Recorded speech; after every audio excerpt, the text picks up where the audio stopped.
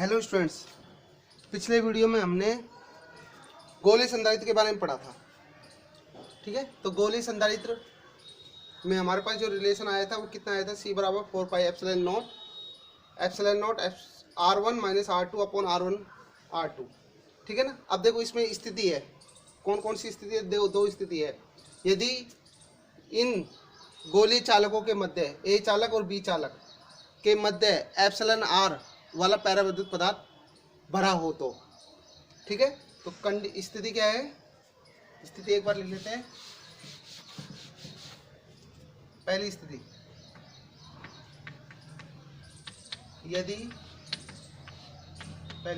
यदि दोनों गोलीय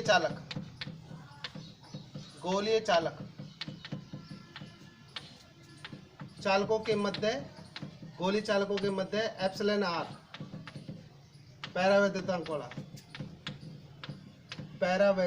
वाला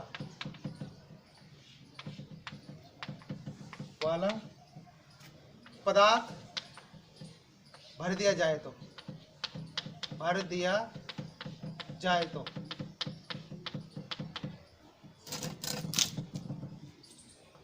ठीक है। अब देखिए क्या होगा।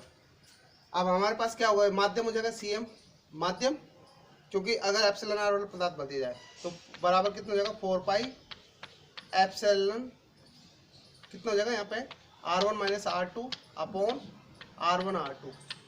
ठीक है, राइट। अब देखो इसके बीच में, इन दोनों के बीच में क्या भर दिया जाए, एप्सिलॉन R वाला कोई पदार्थ भर दिया जाए तो इस तरह से। ठीक है ना। तो ये क्या है, इसका पैरावैद्युतांक है। ठीक है, निर्वात के सापेक्ष। निर्वात क्या है, एप्सिलॉन नॉट, राइट भाई। तो यानी इसके अंदर कोई पैरावैद्युतांक पदार्थ भर दिया जाए जिसका अपवर्तनांक कितना, जिसका विद्युत पैरावैद्युतांक कितना है, आपेक्षिक पैरावैद्युतांक है एप्सिलॉन R, राइट। ये पदार्थ भर दिया जाए दोनों चालक गोलों के मध्य, राइट। तो उसके लिए क्या यूज करते हैं, एप्सिलॉन R, राइट। अब देखो यहाँ पे जो ये रिलेशन हमने कल किया था, जो वहाँ पे एप्सिलॉन नॉट है तो यहाँ पे हम क्या कर सकते हैं, C नॉट कर सकते हैं, इसको नॉट है तो। ठीक है, अब देखो एक रिलेशन होता है हमारे पास, ठीक है। वो क्या होता है, एप्सिलॉन R बराबर होता है ये epsilon upon epsilon not, right भाई। आपेक्षिक विद्युतशीलता है जो किसके रेस्पेक्ट में निकालते हैं, निर्वात के सापेक्ष। ठीक है, तो यहाँ से एप्सिलॉन बराबर कितना हो जाएगा, एप्सिलॉन बराबर होगा एप्सिलॉन नॉट और एप्सिलॉन R, ये दोनों यहाँ से मल्टीप्लाई हो जाएंगे। अब देखो एप्सिलॉन की जगह क्या पुट करेंगे, एप्सिलॉन नॉट एप्सिलॉन R, तो CM बराबर कितना हो जाएगा आपके पास, 4 pi epsilon not epsilon R, right. R1 minus R2 upon R1 R2, right भाई। ठीक है, अब देखो यहाँ से कॉमन लीजिए, यहाँ से कॉमन क्या लेंगे, एप्सिलॉन R कॉमन लेंगे, कितना आएगा, 4 pi epsilon not R1 minus R2 upon कितना आएगा, R1 R2, राइट। ये चीज़ आएगी। अब देखो ये वैल्यू है जो किसके बराबर है, ये हमारा C नोट के बराबर है। ठीक है, तो यहाँ पे क्या करना है हम, अब देखिए इसको मैं इरेज कर देता हूँ एक बार, है ना।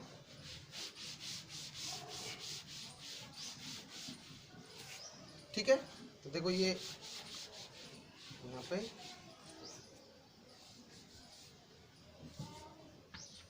R1 माइनस R2 अपॉन कितना हो जाएगा, R1 R2।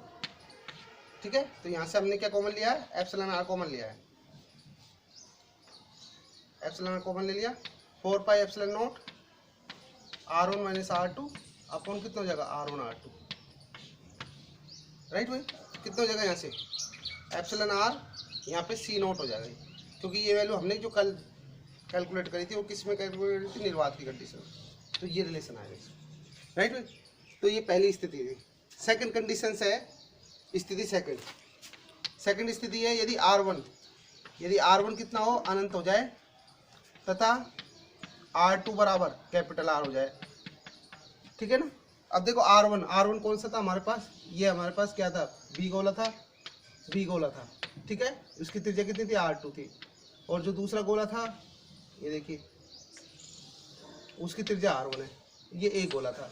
अब देखो R1 को कितना कर दिया, इसको तो इन्फिनिट कर दिया बहुत ज़्यादा, और R2 को क्या कर दिया, कैपिटल R कर दिया, राइट भाई। तो देखो ये कंडीशन है। अब इस कंडीशन में पुट करेंगे तो हमारे पास धारिता का मान क्या आएगा वो देखते हैं। ठीक है, तो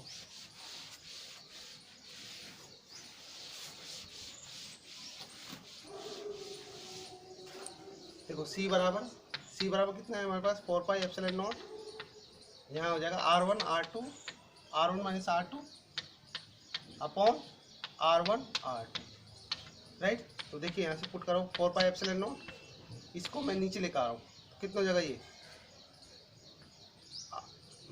ये हो जाएगा आपका R1, ठीक है। तो देखिए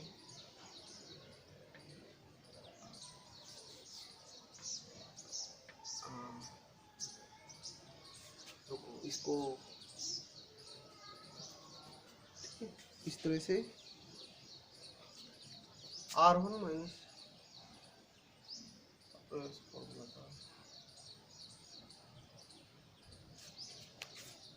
सॉरी यहाँ पे जो फॉर्मूला है ना वो गलत हो गया।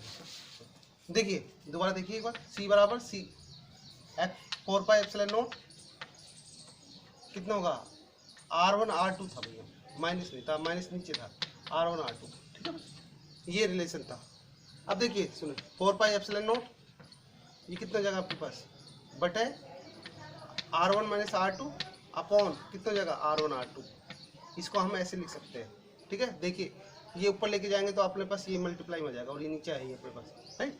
अब देखो इसको दोनों को अलग अलग करो, 4 पाई एप्सिलॉन नॉट कितना जगह ये R1 अपॉन R1 R2, ठीक है, minus R2 upon R1 minus R2, ठीक है, ये हो जाएगा। अब देखिए यहाँ से R1 से R1 कैंसिल हो गया और यहाँ R2 से R2 कैंसिल हो गया, तो हमारे पास क्या बचा finally 4 pi epsilon not upon नीचे बचेगा 1 अपॉन R2, यहाँ पे बचेगा 1 अपॉन R1, ठीक है, ये बचेगा। अब देखो यहाँ पे ये वैल्यू पुट करनी है आपको, क्या पुट करनी है, यहाँ पे पुट करनी है R2 की जगह तो कैपिटल R पुट करना है और R1 की जगह कितना करना है इनफाइनाइट पुट करना है। तो C बराबर कितना हो जाएगा आपके पास 4 pi epsilon not 1 upon R2 की जगह कैपिटल R माइनस इसकी जगह 1 अपॉन इन्फिनिटी, राइट। कितना हो जाएगा 4 pi epsilon not 1 upon R minus ये कितना होगा 0, राइट भाई, 1 अपॉन इन्फिनिटी कितना हो जाएगा 0, कितना हो जाएगा 4 पाई एप्सिलॉन नॉट, राइट, कितना हो जाएगा ये 1 अपॉन R, ठीक है। तो 1 अपॉन R को कैसे लिखेंगे यहाँ पे 4 pi epsilon not capital R, ठीक है, तो ये आएगा फाइनल, ठीक है। ये दो कंडीशंस थी, ठीक है भाई। अब अपने पास क्या है, हमने कौन कौन से संधारित्र पढ़ लिए, समांतर प्लेट संधारित्र और गोले संधारित्र, ठीक है। इसके पश्चात हम पढ़ेंगे संयोजन, ठीक है, संधारित्रों का संयोजन। अब संधारित्रों का संयोजन है वो दो प्रकार से कर सकते हैं। अब इसकी जरूरत क्यों पड़ती है उसका रीजन देखिए, संयोजन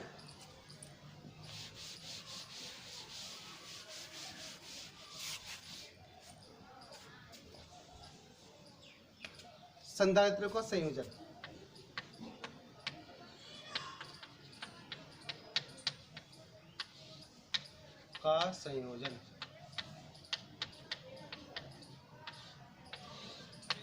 देखो सबसे पहले बात करते हैं कि संयोजन का मतलब कॉम्बिनेशंस। अब कॉम्बिनेशंस कितने प्रकार से कर सकते हैं, दो प्रकार से, एक तो होता है श्रेणी क्रम संयोजन, एक होता है समांतर क्रम संयोजन। अब ये संयोजन करते क्यों हैं, अब देखिए मान लेते हैं कि हमारे पास अभी तक हमने जो पढ़ा है वो केवल एक संधारित्र के कारण पढ़ा है, एक संधारित्र है यानी एक कैपेसिटर है, ठीक है, ये C1 हो गया, राइट। ऐसे ही दूसरा ले लेते हैं अपन C2,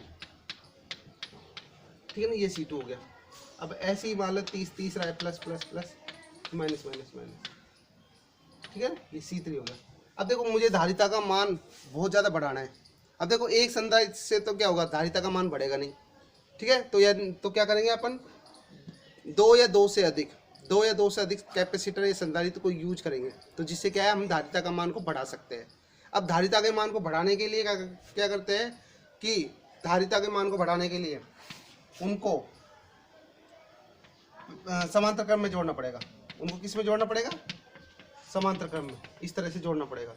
और अगर धारिता का मान को घटाना है तो उनको किस में जोड़ना पड़ेगा, CS यानी सीरीज में, P4 पैरेलल में।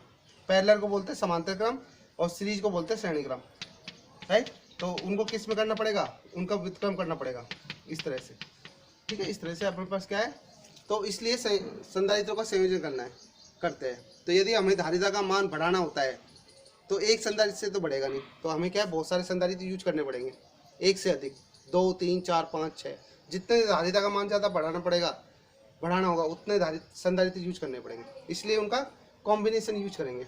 और अगर धारिता का मान को घटाना है तो उनको श्रेणी क्रम में रखना पड़ेगा। ठीक है, देखो अब यहाँ पे समांतर क्रम में क्या हो रहा है, पैरेलल है, समांतर क्रम में धारिता बढ़ रही है। ठीक है ना, अभी ये डेरिवेशन हम देखेंगे किस तरह से आएगी। ठीक है, उन्हीं के बारे में हम यहाँ पे डिस्कस करेंगे। ठीक है, और अगर धारिता का मान घटाना है तो उनको श्रेणी क्रम में जोड़ेंगे। ठीक है, तो श्रेणी क्रम में क्या होगा, 1/C1 + 1/C2 1/C3, इस तरह से कनेक्ट करेंगे संधारित्रों को। अब कौन कौन से हैं संधारित्रों का संयोजन है, पहला पढ़ते हैं हम श्रेणी क्रम संयोजन। श्रेणी क्रम संयोजन, ठीक है, और दूसरा आएगा आपका समांतर क्रम संयोजन। समांतर क्रम संयोजन, जिसको दूसरे नाम से बोलते हैं पार्श्व क्रम संयोजन। ठीक है भाई, तो दो तरीके हैं। तो पहला डिस्कस करते हैं श्रेणी क्रम संयोजन, राइट। तो देखिए दो तरह के संयोजन है ना। पहला डिस्कस करते हैं श्रेणी क्रम संयोजन। अब श्रेणी क्रम संयोजन में होता क्या चीज है कि हमारे पास सबसे पहले ये पहला संधारित्र है, ये C1 हो गया, ये हमारा क्या हो गया, एक पहला संधारित्र हो गया। ये बिंदु P ले लेते हैं। ठीक है, पहला संधारित्र हो गया, दूसरा संधारित्र, plus plus plus minus minus minus, ये C2 हो गया।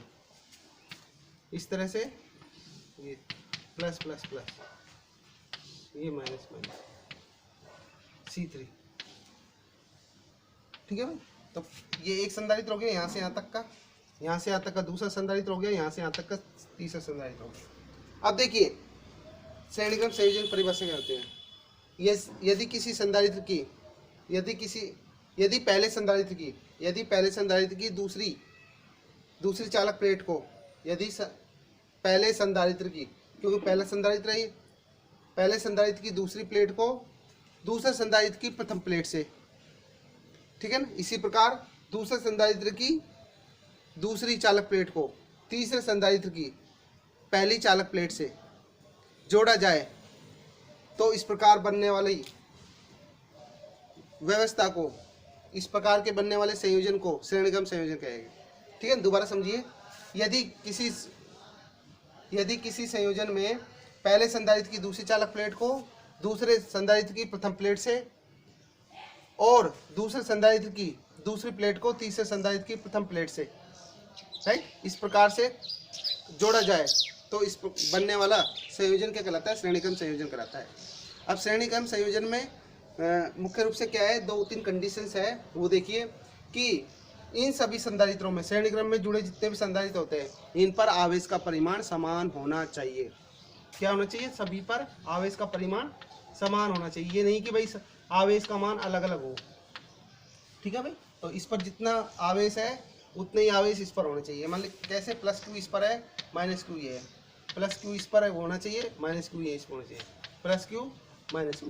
तो सभी पर देखो आवेश का परिमाण क्या है, इस पर भी Q है, इस पर भी Q है, इस पर भी Q है, सभी पर आवेश का परिमाण क्या होना चाहिए, समान होना चाहिए। ये इसकी कंडीशंस है श्रेणी क्रम संयोजन में। अगर आवेश का परिमाण समान नहीं होगा तो इसका मतलब वो श्रेणी क्रम संयोजन नहीं है। ठीक है, पहली चीज ये हो गया। अच्छा, इसके पश्चात अब क्या करते हैं, हम इन सभी संधारित्रों को एक विभवांतर की बैटरी से जोड़ते हैं। ठीक है, विभवांतर की बैटरी से जोड़ते हैं, राइट। और इन पर देखो ये बैटरी का सिंबल है, विभवांतर की बैटरी हो गई, ये आपका बिंदु हो गया PN बिंदु। ठीक है, अब देखो विभवांतर की बैटरी है तो इन पर विभव क्या होगा, अलग अलग विभव होगा। क्या क्या होगा, विभव अलग। तो इस पर विभव क्या आएगा, यहाँ से लेके यहाँ तक विभव आएगा आपका V1 आएगा, क्योंकि पहली संधारित्र प्लेट है। इस पर विभव क्या आएगा, V2 आएगा, यहाँ से यहाँ तक आएगा, ये पॉइंटों तक आएगा, ध्यान रखना। ठीक है, इसी प्रकार यहाँ पर कितना आएगा, V3 आएगा, यहाँ से लेके यहाँ तक, इस तरह से। अब देखो ये कुल विभव है वो कितने हिस्सों में बाई पार्ट हुआ है, 3 भागों में, 3 भागों में बाई पार्ट हुआ है। अर्थात क्या कह सकते हैं कि विभव v बराबर कितना हो जाएगा आपके पास, v1 plus v2 plus v3। तीन है क्योंकि तीन संधारित्र लिए मैंने, तो तीनों पर ये वो विभव है वो अलग अलग हो गया है, राइट भाई। ये इस तरह से आ जाएगा। अब देखिए, अब इस पर विभव की कैलकुलेट करते हैं, किस तरह से कैलकुलेट करते हैं वो देखते हैं।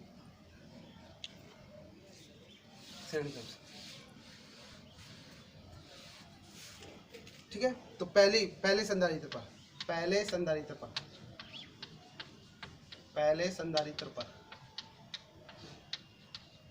पर विभव, ठीक है। तो v बराबर कितना होता है, v बराबर हम जानते हैं q बाई c होता है, ठीक है। पहले संधारित्र की बात कर रहे हैं तो पहले संधारित्र पर विभव। अब देखो यहाँ पर मैंने आपको बताया था इनका परिमाण क्या होता है, सेम होता है, ठीक है। तो q अपॉन c1 हो जाएगा। ये कैसे आया, ये हमारे पास आया क्योंकि q प्रोपोर्शनल टू v होता है, तो q बराबर कितना होता है cv, तो यहाँ से v बराबर q अपॉन c आएगा, राइट, वहाँ से आया था। अब देखो इसी प्रकार दूसरे संधारित्र पर निकालते हैं, दूसरे संधारित्र पर विभव, दूसरे संधारित्र पर विभव कितना आएगा, दूसरे संधारित्र पर विभव कितना होगा, v2 हो जाएगा आपके पास q अपॉन c2, ठीक है। इसी प्रकार तीसरे पे कितना हो जाएगा, तीसरे संधारित्र पर विभव v3 q अपॉन c3, ठीक है ना। इस तरह से तीन विभव हो जाएंगे इसका टोटल। अब देखो यहाँ पर वैल्यू पुट करो, वैल्यू पुट करेंगे कितनी, v1 की, v2 की और v3 की, किस पर पुट करेंगे, इस पर। तो वैल्यू पुट करो, देखो कितना आएगा, v बराबर q upon c1 plus q upon c2 plus q upon c3। अब देखो मैंने आपको बताया था श्रेणी क्रम संयोजन में सभी संधारित्र पर आवेश का परिमाण क्या होता है, समान होता है, राइट। तो वही चीज़ यहाँ पर है। अब इसमें से कॉमन क्या आ रहा है, इसमें से कॉमन आ रहा है q, राइट भाई। तो q कॉमन लेते हैं इसमें से, तो देखिए q कॉमन लो यहाँ से, v बराबर q अपॉन q कॉमन लिया 1 upon c1 plus 1 upon c2 plus 1 upon c3, ये तीनों q कॉमन ले लिया। अब देखो अब हमारे पास क्या है, c1 c2 c3 अलग अलग संधारित्र है। यदि इनको एक कंबाइन इक्विवेलेंट इसका तुल्य परिपथ बनाए, तुल्य परिपथ, तो तुल्य परिपथ आएगा वो कैसा आएगा, यहाँ पर क्या बनाएंगे, तीन सिंबल्स बनाएंगे। तो इसका मतलब इसका इक्विवेलेंट सर्किट कैसे बनेगा, यानी तीनों को क्या है, तीनों को एक हम क्या मान लेते हैं, तुल्य मान लेते हैं, सी तुल्य का मतलब तीनों को एक साथ। अब वो कैसे बनाएंगे वो डायग्राम देखो, ठीक है, या फिर नीचे बना लेता हूँ मैं, ठीक है ना, यहाँ पे नीचे बना लेते हैं, राइट। ये हमारे पास कितना हो जाएगा, सी माइनस, ठीक है। तो ये कितना हो जाएगा, सी तुल्य, राइट। तीनों का इक्विवेलेंट मान लिया, और ये अपने पास पी बिंदु हो जाएगा, ये एन बिंदु हो जाएगा, राइट। इसको बैटरी से जोड़ा गया है, माइनस प्लस वी बैटरी से, ठीक है ना। सी तुल्य है, मतलब तीनों का कॉम्बिनेशन इस तरह से है। अब देखो सी तुल्य, ठीक है, इसको समीकरण 1 दे दो। अब यहाँ पे मैं इस डायग्राम को इरेज कर रहा हूँ,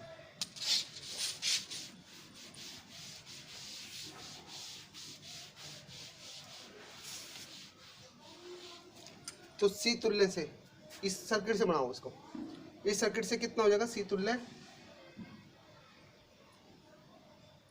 तुल्य परिपथ से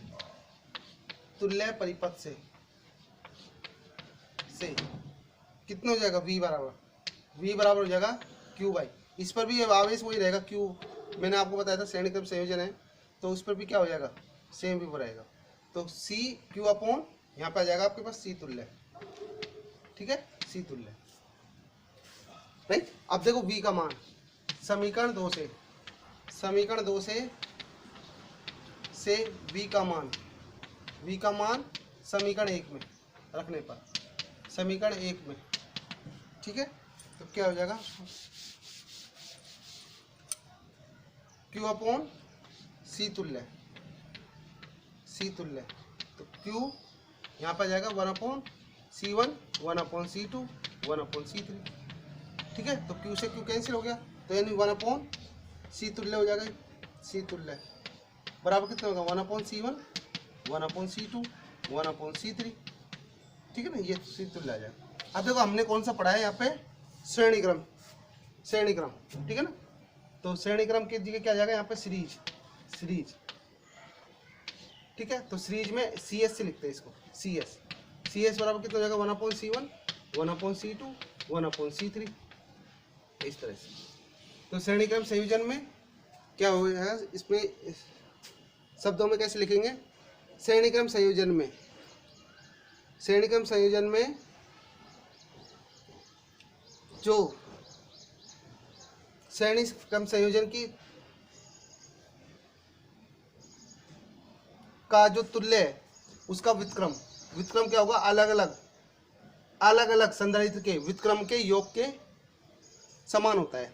श्रेणी क्रम संयोजन का जो तुल्य धारिता है, तुल्य धारिता होगी, तुल्य धारिता का व्युत्क्रम, तुल्य धारिता का व्युत्क्रम अलग अलग संधारित्र के, अलग अलग संधारित्र के धारिताओं के व्युत्क्रम के योग के तुल्य होती है। राइट भाई, ठीक है। अच्छा, अब देखो हमें क्या है, अगर सपोज करो हमें कम संधारित्र का मान, जैसे इसकी धारिता मान लेते हैं 2 है। ठीक है, पहले संधारित्र की धारिता कितनी है, 2 है, 2 माइक्रोफैरड है। दूसरे की मान लेते हैं 4 माइक्रोफैरड है। ठीक है, और तीसरे की मान लेते हैं 8 माइक्रोफैरड है। तो तुल्य धारिता जो होगी तीनों का कॉम्बिनेशन, वो इसमें जो सबसे कम है, सबसे कम धारिता है, उससे भी कम प्राप्त होती है, उससे भी कम प्राप्त होती है। ठीक है, तो किस तरह से देखेंगे, देखिए तो कितना हो जाएगा, पहली 1/2 प्लस 1/4, 1/8। ठीक है, 1/CS।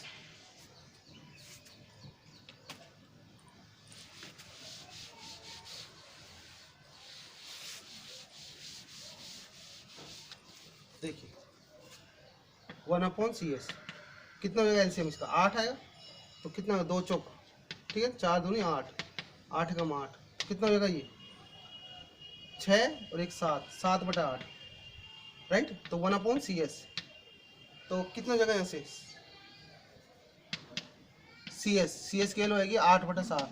तो इसमें इसका डिवाइड करो, देखो 7 कम 7 कितना बच गया 1, 7 कम 7, तो लगभग मतलब इतना ही आएगा 1.1। अब देखो इनमें सभी की धारिता देखो 2 है, कम से कम 2 है, इसकी 4 है, इसकी 8 है, तो सबसे कम धारिता किसकी 2 है।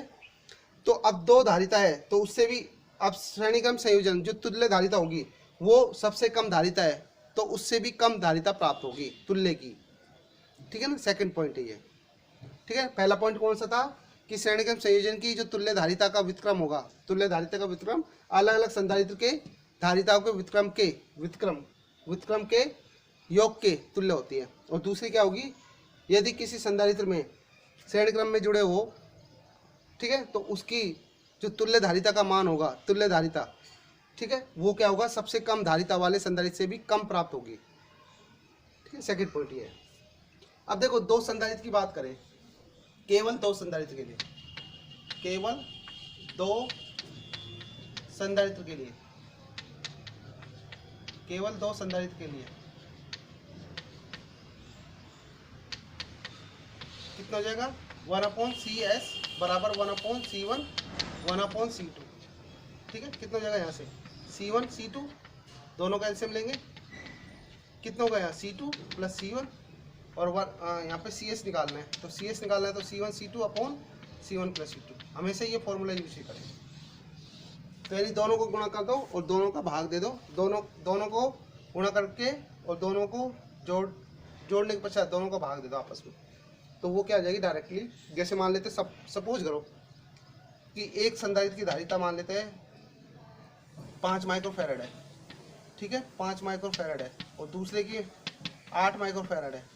तो तुल्य धारिता कैसे निकालेंगे, सीधी इन दोनों को मल्टीप्लाई करो, 5 × 8 अपॉन 5 + 8, तो डायरेक्टली ऐसे कैलकुलेट करेंगे 8 × 5 40 और 8 और 5 13। तो इस तरह से इसको सोल्व कर लेंगे।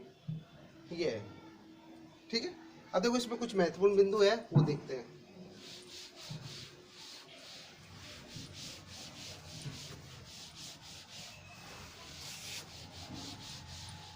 कुछ महत्वपूर्ण बिंदु कौन कौन से हैं, फटाफट देख लेते हैं।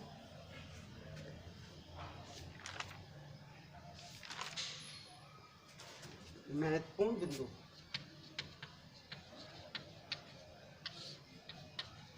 या महत्वपूर्ण तथ्य। पहला, ठीक है, देखो श्रेणीक्रम संयोजन में का यूज हम क्यों करते हैं, यानी इसका उपयोग क्यों करते हैं। यदि हमें किसी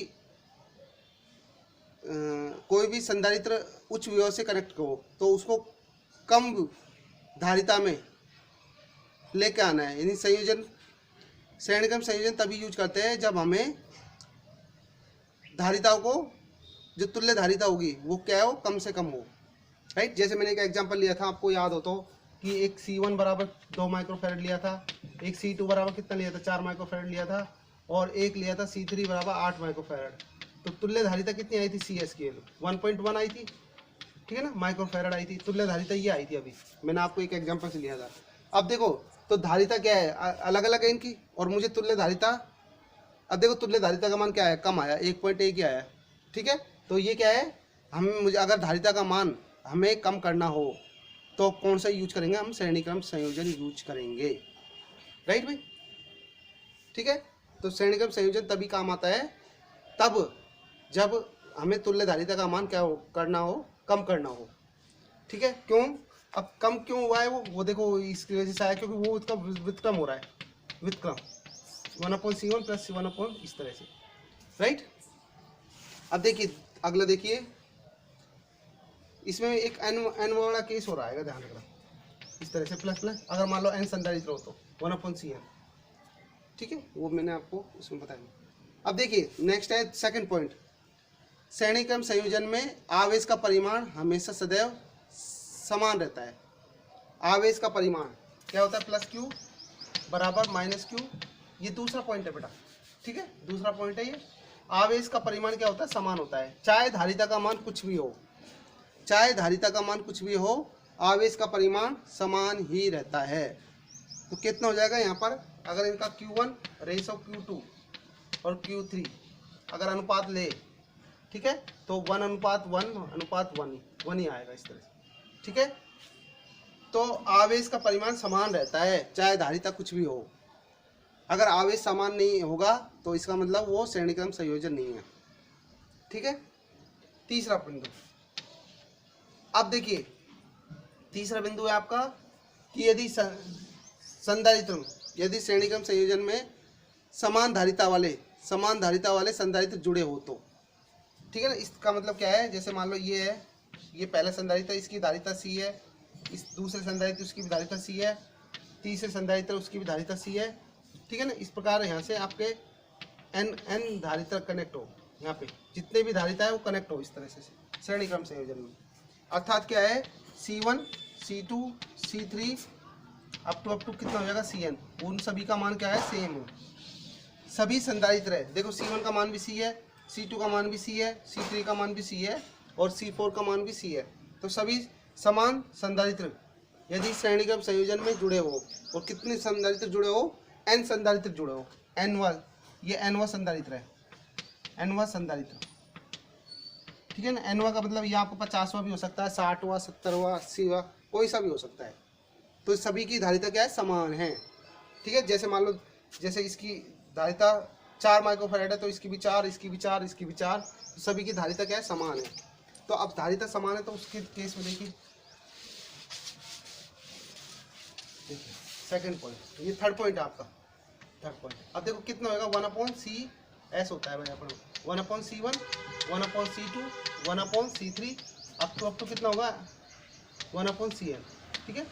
अब देखो इसकी धारिता CS, पहले की धारिता भी C है, दूसरे की धारिता C है, इसकी भी धारिता C है, अब तो कितना हो जाएगा, ये n वां संधारित्र है, इसकी भी धारिता कितनी है, C है, ठीक है भाई। सभी कितना हो जाएगा, इसमें से कॉमन आ जाएगा 1/C, ठीक है ना। कितना हो जाएगा, 1 + 1 + 1 इस तरह से प्लस n, राइट। अब ये कितना हो जाएगा 1/c 1 गुणा n हो जाएगा। 1 गुणा n कैसे हो जाएगा, जैसे सपोज करो कि हमको जोड़ना है 6 + 6 + 6 + 6, ये 4 बार जोड़ा है जैसे मान लो सपोज करो, तो इसको क्या लिखेंगे हम 6 गुणा 4 ही तो लिखेंगे, ठीक है, क्योंकि 6 कितनी बार है, 4 बार है।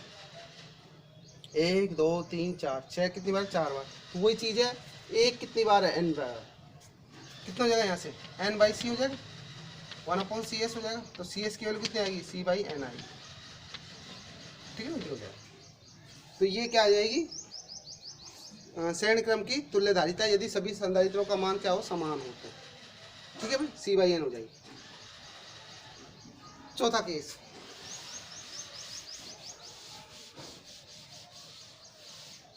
चौथा महत्वपूर्ण तथ्य है। चौथा देखिए, ये आपका क्या है, पहला संधारित्र है, ये दूसरा हो गया, ये तीसरा हो गया, इस तरह से, ठीक है। ये संधारित्र इस तरह से जुड़ा हुआ, तो ये पहला संधारित्र है, ये C2 है, ये C3 है।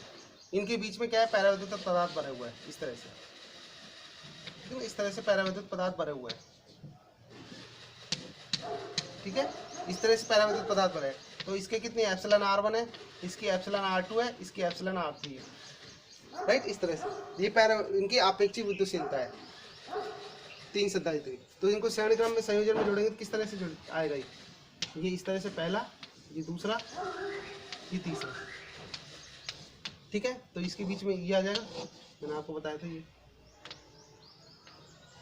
ये इस तरह से, ये इस तरह से। तो ये εr1 εr2 εr3, ठीक है। इसकी मोटाई कितनी है, T1 है, इसकी मोटाई T2 है, इसकी मोटाई T3 है, ठीक है। इसकी मोटाई यहाँ पे T1 है, ये T2 है और ये T3 है, राइट भाई, ध्यान देना। अब देखो, मान लेते हैं श्रेणी क्रम संयोजन में जुड़े हुए बहुत सारे संधारित्र और उनके मध्य, दोनों चालक प्लेटों के मध्य पैराविद्युत, अलग अलग मोटाई के पैराविद्युत पदार्थ भरे हुए, तो इस स्थिति में तुल्यधारिता क्या होगी, ठीक, वो देखते हैं। कितना होगा, 1/cs बराबर 1/c1 1/c2 c2 plus 1/c3, इस तरह से। 3 संधारित्र लिए तो 3 तक ही यूज करना पड़ेगा, 2 लेते तो 2 तक यूज करना पड़ता, ठीक है। तो C1 का मान कितना होगा, देखो यहाँ पे C1 का मान होगा εr, राइट भाई। तो देखो पहला होगा आपका, इसमें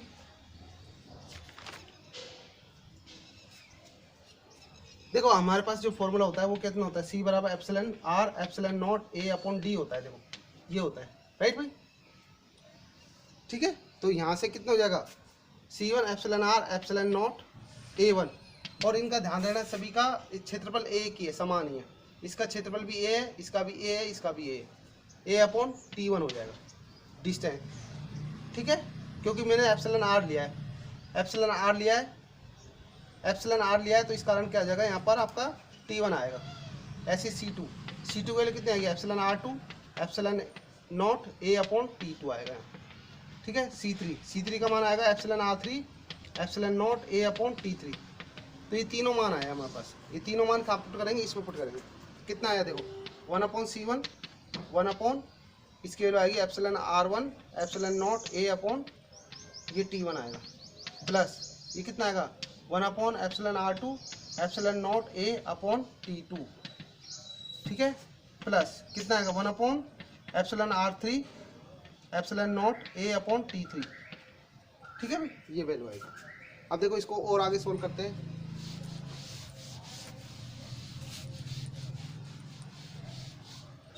देखिए 1/CS कितना हो जाएगा, T1/εr1 ε0 A plus T2/εr2 ε0 A plus T3/εr3 ε0 A। तो कॉमन लीजिए, इसमें से कॉमन आएगा T1, नहीं इसमें कॉमन आएगा 1/ε0 A कॉमन आ रहा है, तो यहाँ पे आएगा T1/εr1, यहाँ पे आएगा T2/εr2, यहाँ आएगा T3/εr3, ये आपका टोटल आएगा यहाँ पे 1/CS। ये आपका श्रेणी क्रम संयोजन यहाँ कंप्लीट हो गया। तो नेक्स्ट वीडियो में हम जो पढ़ेंगे वो पढ़ेंगे समांतर क्रम संयोजन या पार्श्व संयोजन। ठीक है, तो आज के लिए इतना ही।